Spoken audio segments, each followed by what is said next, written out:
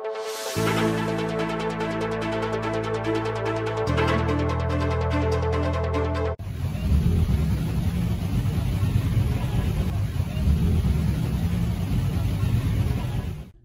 ang naging sitwasyon ng MacArthur Highway sa kahabaan ng siyudad San Fernando nito lamang hapon hanggang gabi ng Huwebes, unang araw ng Agosto.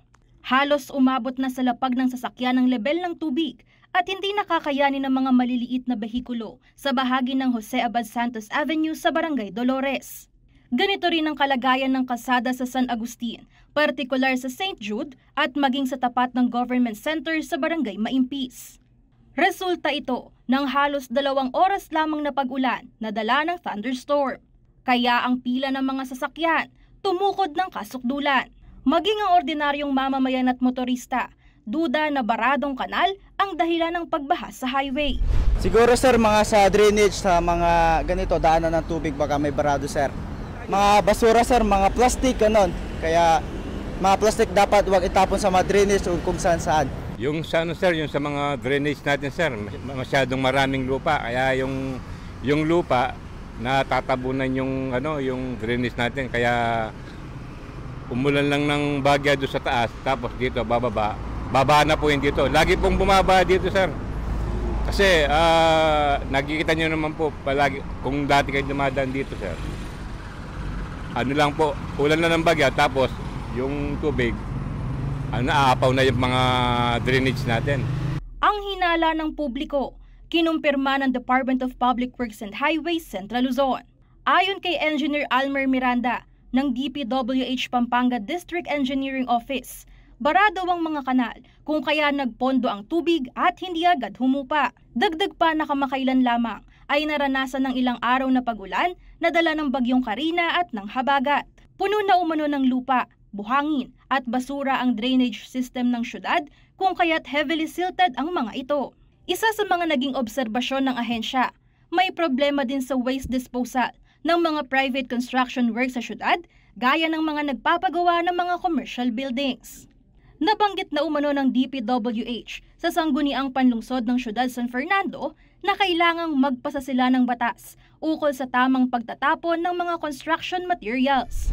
Nung nag-meet kami ng konsehal dito sa city, na kung maaari gumawa sila ng resolution, lalo na yung mga kababayan natin ng mga nagpapakonstruct o nagpapagawa ng bahay, kung minsan walang patumanggang idadump yung materials nila sa harapan nila na mayroon tayong drainage canal. Ngayon, nakikita naman nila na mayroong opening yung mga kanal natin. Hindi man lang lalagyan ng plywood para matakpan yun. So, diretso yung buhangin, graba sa kanal. Samantala, binanggit naman ni Engineer Miranda sa CLTV News na kasama ang kalsada sa kahabaan ng Barangay Maimpis sa nakapanukalang full rehabilitation project na gagawin ng DPWH. Isang pinoproblema natin dito sa syudad, dito sa MacArthur Highway, pagka umulan ng malakas sa bandang itaas, bandang Angeles, so yung bagsak ng tubig dyan, dadaan dito sa atin. So yung mga kanal natin dito sa MacArthur Highway, talaga na-overtop yan. May mga section tayo dyan na pahirapan ng pagdaan ng mga sasakyan pagka malakas yung ulan sa taas, kahit na hindi umuulan dito sa atin. Ngayon, may naka-propose na project na gagawin ng district at ng regional office. So yung mga major na naging problem natin gaya yung sa Maimpis, yun, mayroong project na gagawin yung regional office doon. So rehabilitation ng mga drainage systems natin dyan. So hopefully, sana pagkatapos ng mga proyektong ito, hindi na aabutan ng baha yung kalsada natin dyan sa MacArthur, sa may Maimpis section. Ayon kay Miranda, patuloy ang pakikitungo ng DPWH sa mga lokal na pamahalaan na sakop ang MacArthur Highway dahil mawawalang silbi umano ito kung sa kustodiya ng mga ito ay hindi maisasaayos ang regulasyon sa basura at pagpapanatiling malinis ang daluyan ng tubig. Isa sa pinakamahabang highway sa Luzon Island, ang Manila North Road o ang MacArthur Highway. Sa bahagi ng gitnang Luzon, pinakabulnerable sa pagbaha ang Pampanga at Bulacan na may tuturing na catch basin o pinakamababa ang lugar. Kasama si Paulo G. Santos, Angelica Cara, CLTV 36 News.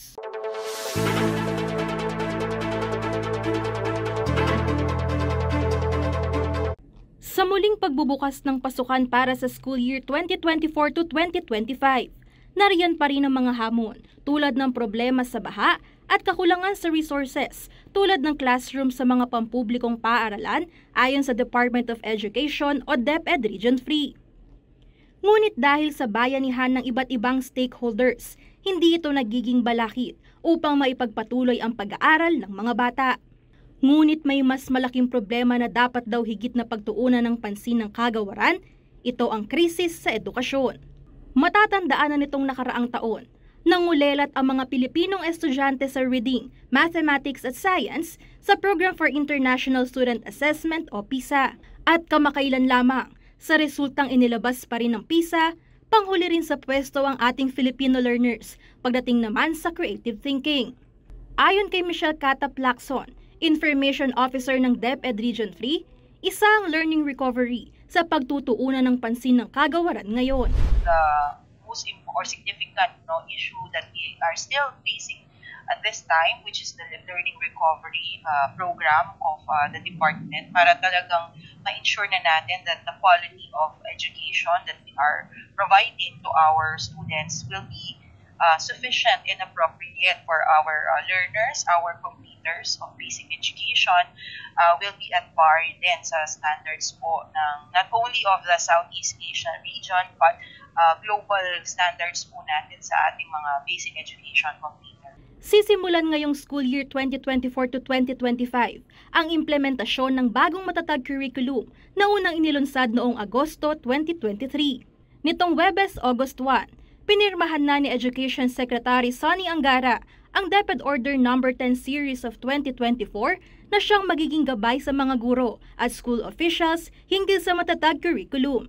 Isa sa mga pagbabago nito ang pagkaunti ng asignatura at pagbibigay diin sa pagdevelop ng mga foundational skills sa mga kinder hanggang grade 3 tulad ng literacy, numeracy at socio-economic skills. Ayon pa sa DepEd, hindi pa huhuli sa international standards ang bagong curriculum. Bago ang pasukan, dumaan sa school-based training of teachers on the matatag curriculum ang mga guro upang maihanda sila sa bagong learning competencies sa iba't ibang stratehiya ng pagtuturo, paghahanda ng plano ng aralin at pagpapataas ng kakayahan ng lahat ng mag-aaral. Matatanda ang inadopt ng DepEd, ang National Learning Recovery Program o NLRP upang tugunan ang learning gap sa mga estudyante bunsod ng pagsasara ng mga paaralan noong kasagsagan ng COVID-19 pandemic. Layon din nito na tugunan ang mababang performance ng mga learners sa international large-scale assessments at national assessments. Samantala, tuloy-tuloy pa rin daw ang Oplan Balik Eskwela ng DepEd at dahil ongoing pa rin ang enrollment, kasabay nito ang paalala ng kagawaran sa no collection policy sa mga pampublikong paaralan. Kung meron po kayong mga issues and concerns regarding enrollment at pati na rin po yung mga collection of fees, bukas po ang ating tanggapan. Sa datos ng DepEd, nasa 340 schools ang magbubukas pa lamang ng klase sa August 5, bunsod ng pagbahang dinulot ng Super Typhoon Karina nitong nakaraang linggo. As of August 1, 2024, nasa 2,465,212 ang bilang ng enrollees mula sa public, private, SUCs, LUCs para sa elementary, junior high school, senior high school at Alternative Learning System o ALS sa Central Luzon. Kasama si Jennifer Salenga, Angelica Cara, CLTV 36 News.